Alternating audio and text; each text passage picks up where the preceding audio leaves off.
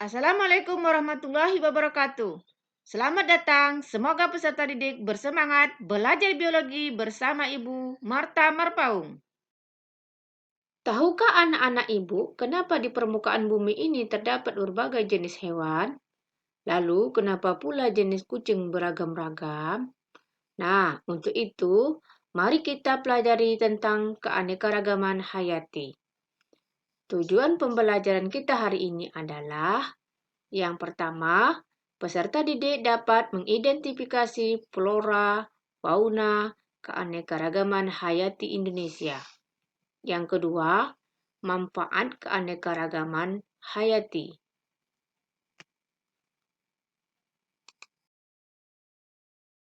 Indonesia terletak pada 6 derajat lintang utara sampai 11 derajat lintang selatan dan 95 sampai 141 bujur timur. Dengan demikian, Indonesia terletak di daerah beriklim tropis dan dilewati oleh garis khatulistiwa.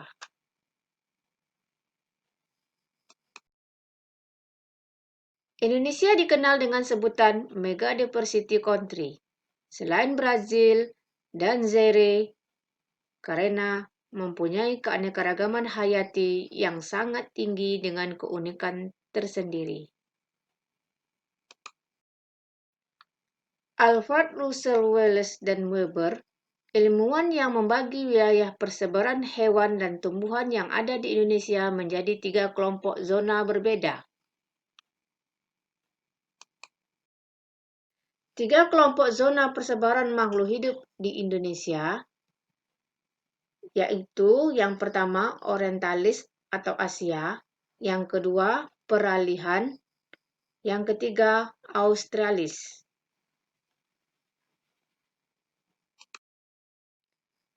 Faktor penyebab biodiversitas Indonesia. Indonesia merupakan negara kepulauan di mana setiap kepulauan memiliki keadaan alam yang berbeda-beda.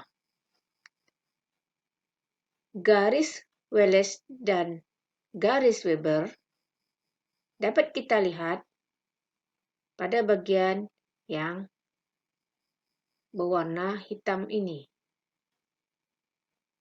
Kemudian garis Wallace dapat kita lihat di sepanjang Indonesia yang bergaris hitam ini.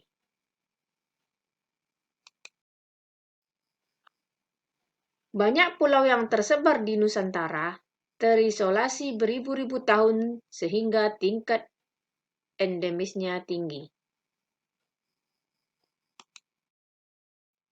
Setiap zona geografi memiliki karakter berbeda-beda. Wilayah laut yang luas dengan biodiversitas spesifiknya. Hewan khas lain pada zona orientalis, yang pertama orang-utan atau Pongo pygmaeus. Yang kedua, pajang atau Nasalis larvatus. Yang ketiga, Tarsius atau Tarsius pumilus. Yang keempat, Loris hantu atau Loris tardigradus.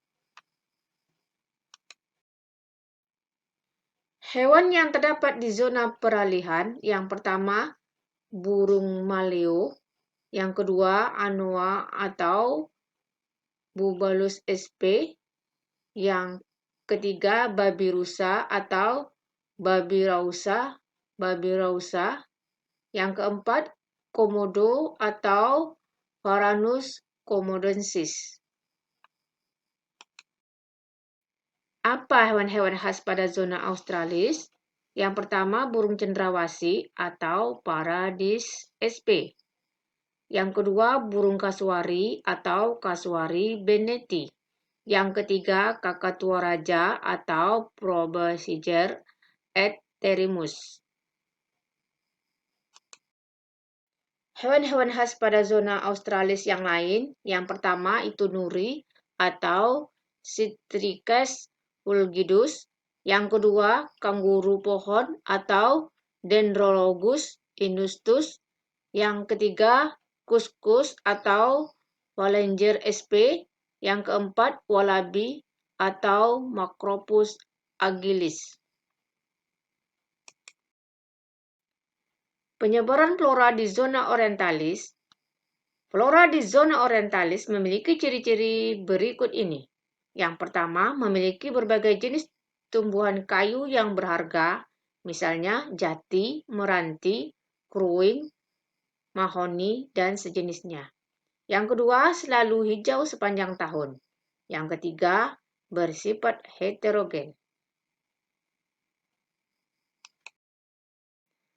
Flora di zona peralihan, yaitu Longois atau Ficus minahaceae. Yang kedua, Guvasa atau Vitek Cophasus. Yang ketiga, Ebony atau Diospyros celebica. Yang keempat, anggrek serat atau Dendrobium utile. Yang kelima, cempaka hutan kasar atau Elmerlilia ovalis. Yang keenam, Lantoro atau Brossasus flabellifer. Yang ketujuh, ajan kelicung atau Diospyros macrophylla. Yang kedelapan, cendana Santalum album. Yang ke-9, cengkeh atau Syzygium aromaticum. Yang terakhir, ampupu atau Eucalyptus urophylla.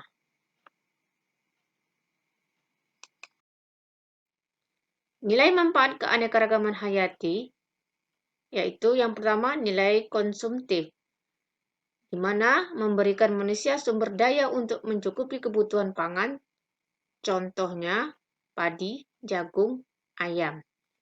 Kemudian perumahan, contohnya kayu jati, meranti, dan kesehatan, contohnya kunyit, jahe, temulawak. Selanjutnya, nilai ekonomi. Dapat diperjualbelikan atau dihargai dengan uang. Contoh, rotan dan kayu jati diekspor untuk bahan furniture. Kopi dan karet menjadi bahan komoditas ekspor yang penting di pasar dunia. Kayu gaharu untuk bahan wewangian yang mahal. Nilai biologis dibutuhkan sebagai penunjang kehidupan bagi makhluk hidup terutama manusia.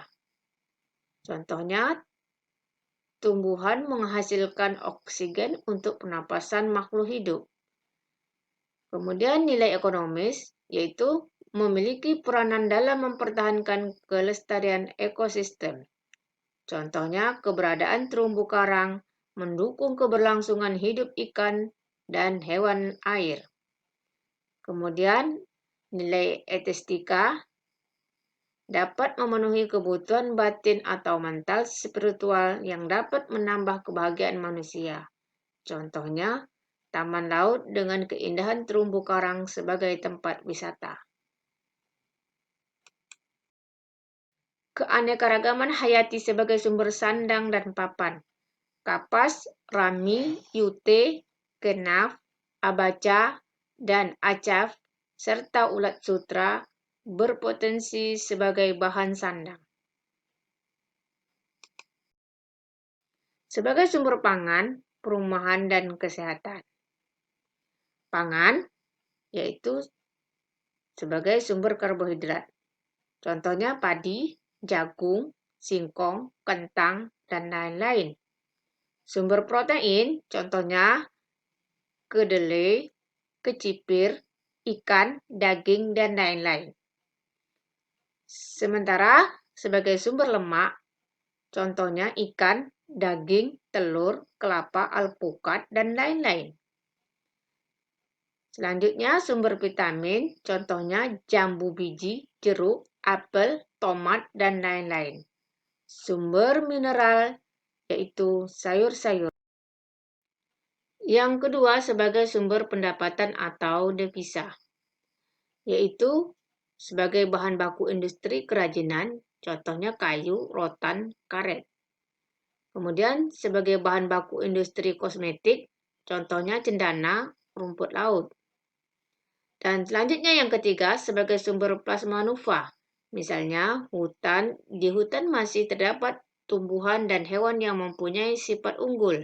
Karena itu, hutan dikatakan sebagai sumber plasma nova atau sumber gas. Yang ketiga, yaitu manfaat ekologi. Selain berfungsi untuk menunjang kehidupan manusia, keanekaragaman hayati memiliki peranan dalam mempertahankan keberlanjutan ekosistem.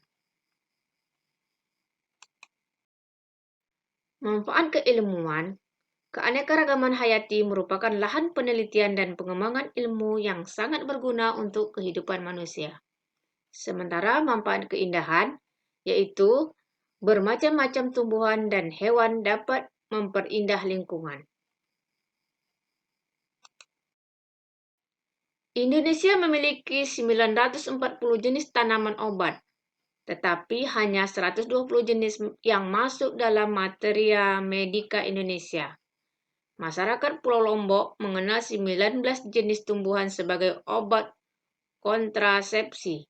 Jenis tersebut antara lain pule, sentul, laos, turi, dan temulawak. Itulah tadi pembelajaran kita tentang keanekaragaman hayati flora dan fauna serta manfaat keanekaragaman hayati.